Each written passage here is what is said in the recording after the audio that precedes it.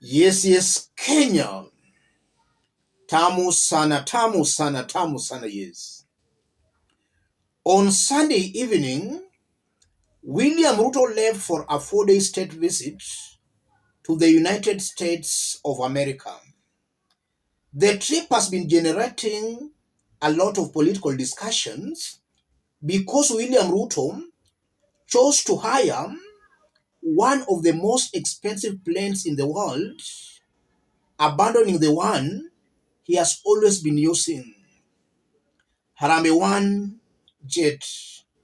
And that has been causing some discussions among Kenyans. In this video, I want us to dig deep into this story for Kenyans to understand what's happening here. Before we do that, let's remind ourselves of what William Ruto said recently about Kenyans living within their means. Listen to this. When I came into office, I told everybody, tighten up your belts. I am not going to preside over a bankrupt country. I am not going to preside over a country that is in debt distress.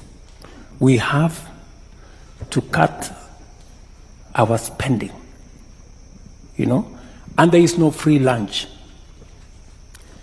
And we have to think of what we need to do two fundamental things. Reduce.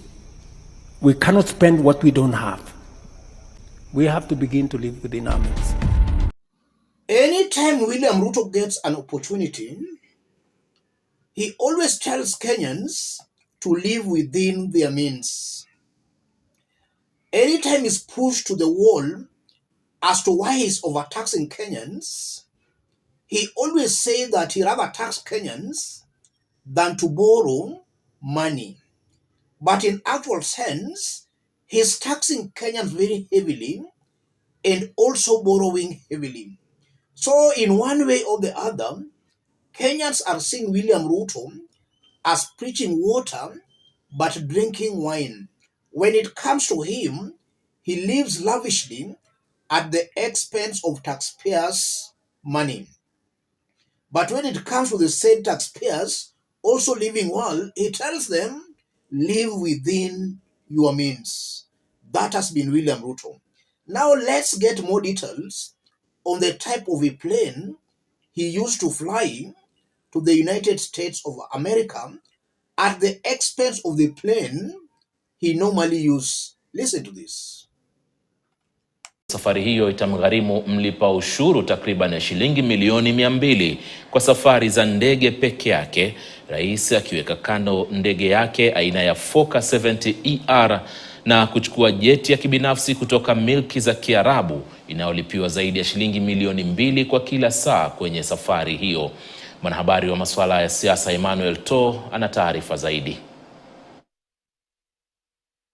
Alipoondoka katika uwanja wa ndege wa Jomo Kenyatta hapa Nairobi Jumapili usiku, Rais William Ruto alipanda ndege ambayo hajaonekana nayo, ikiibua maswali kadhaa kuhusu ndege hii ambayo ni tofauti na ndege ambayo yeye hutumia kila siku nchini na barani Afrika. Badala yake Rais Ruto alipanda jeti hii ya kifahari inayojulikana kama Boeing Business Jet BBJ iliyokombolewa kutoka kwa kampuni ya Royal Jets kutoka makao makuu yake Abu Dhabi katika milki za Kiarabu. Kukomboa ndege hii itakugharimu zaidi ya shilingi milioni 2 kwa saa, ikiwa miongoni mwa ndege ghali zaidi duniani. KTN News ilifanya upekuzi na kupata stakabadhi za gharama ya ndege hiyo. Ndege aina ya BBJ-1-A6-RJV inagharimu dola za Kimarekani 1,748,600, ambayo kwa sasa ni zaidi ya shilingi milioni 98 kwa safari ya upande mmoja kutoka JKIA hadi uwanja wa ndege wa Hartsfield International mjini Atlanta, Georgia. Safari hiyo ni ya takriban saa 17, safari ya pande zote ikiwa takriban shilingi milioni 200. Ingawa serikali haijabainisha ni nani anayefaa kulipia gharama hii, duru kutoka katika ubalozi wa Marekani zinaarifu kwamba ni Wakenya wanaolipia gharama hii. Kwa kawaida ndege kama hizi hugharimu zaidi ya shilingi milioni 2 kwa saa, lakini kuna muda pia ambao ndege hizo huchukua mapumziko na kuongezewa mafuta kabla ya kuanza safari tena. Mteja hulipia gharama gharama hizi zote. Ndege hiyo ambayo ilimbeba Rais Ruto iliondoka mjini Abu Dhabi, UAE Jumamosi tarehe 18 Mei saa 3 asubuhi na kusafiri kwa saa 3:30 na kufika mjini Nairobi saa 6 na dakika 40 mchana. That's one of the most expensive planes in the world. I don't know why William Ruto went for the most expensive planes in the world instead of looking for affordable, cheap planes, considering the current economic state of the country. I don't know why he went for that expensive one.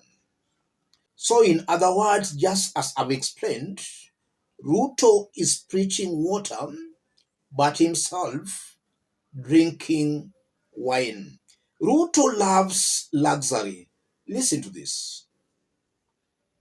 Kwa sura ya nje ndege hii inaonekana ya kawaida tu, lakini taswira ya ndani inaonyesha ukwasi wa aina yake. Viti 34 vya kisasa vya ndege hii vimegawanywa kwa sehemu 3. Ndege hii ina chumba cha kulala, viti vya kifahari na vyombo vingine vinavyoimarisha usalama wa wateja. Haya yanajiri huku serikali ikipanga mbinu ya kununua jeti nyingine ya kisasa ya rais na kubadilisha ile iliyonunuliwa takriban miaka 30 iliyopita na rais mstaafu hayati Daniel Moi. It's a fact William Ruto loves luxury.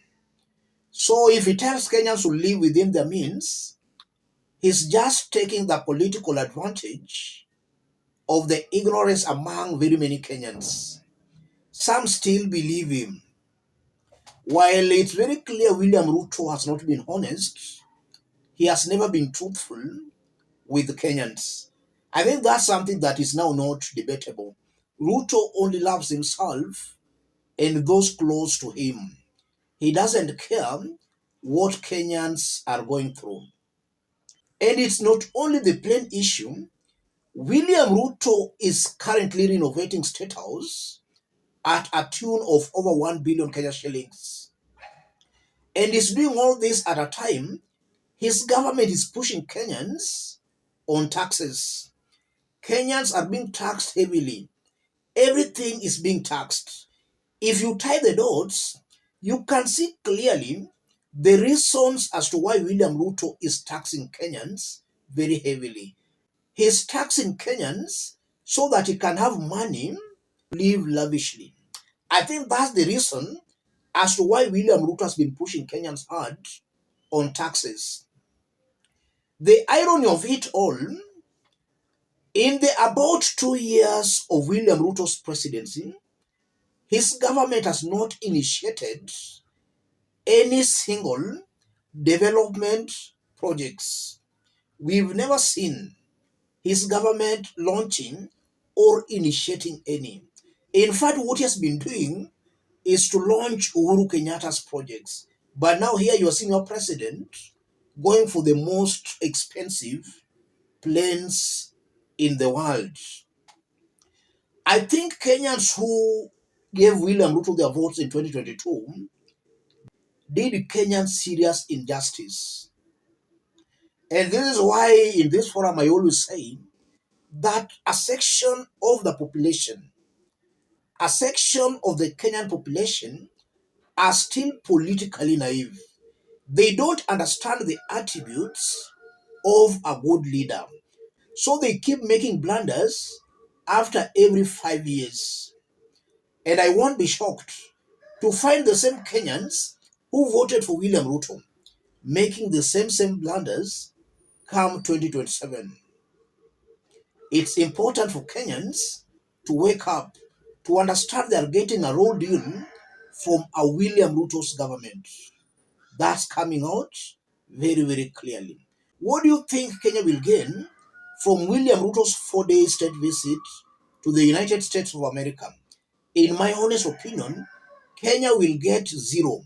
In fact, they'll gain nothing apart from William Ruto being given more pressure by the United States of America on how to oppress Kenyans. Because so far, all the oppressive policies we have seen being implemented by Kenya Kwanza government are coming from the West.